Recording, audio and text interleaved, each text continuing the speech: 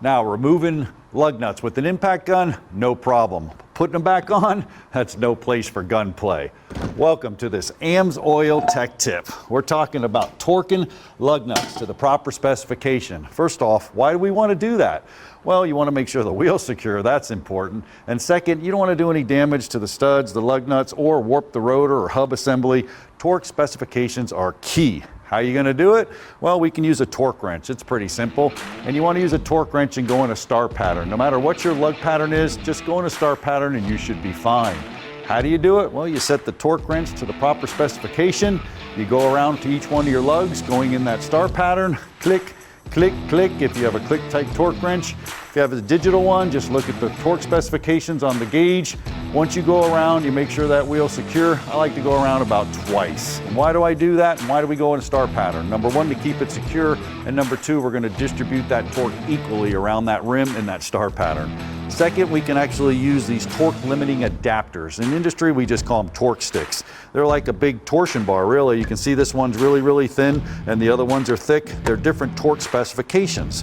What do? Well, that's nice because you can use the gun. But when you use the gun, you have to use the torque limiting adapters on it. Just go around once again in a star pattern. You're distributing that torque evenly, and you're not doing any warping or damage into that rim. You hit it about 4 or 5 clicks with that gun, and then you're good to go. Len, a lot of misconceptions when we start putting these things on. I mean, Annie sees this is great stuff. It is, and sometimes people like to put that on the lug studs, or they'll actually put it on the rotor. The problem with that is it's extremely viscous, it's very thick, and what happens is you get all your torque done, and then it squeezes out of there, your tire ends up loose. And your torque specifications are not going to be right. Don't use it. So we recommend, if you want some rust and corrosion protection, use something thinner, like our metal protector. You go ahead and spray it on the lug studs, spray it on the rotor. Don't get it on the rotor surface, obviously, but get it where the studs are going to go.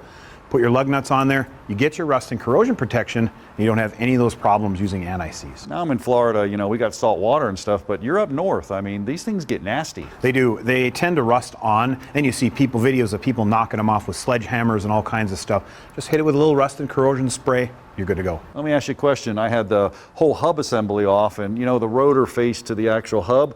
We could spray it there as well because we get some problems there. We get some pedal pulsation or some lateral run out on that rotor. Not a good thing. No, it isn't. So once you get it all cleaned up, go ahead and hit it with some of that. You can do the same thing with your rims. If you've got an aluminum rim, dissimilar metals, you can see that corrosion in there. This will help that. Give me that, Len. This one's coming home with me. You know, there's a proper technique for putting lug nuts on, as simple as it seems. And there's a proper technique for all your fluid services.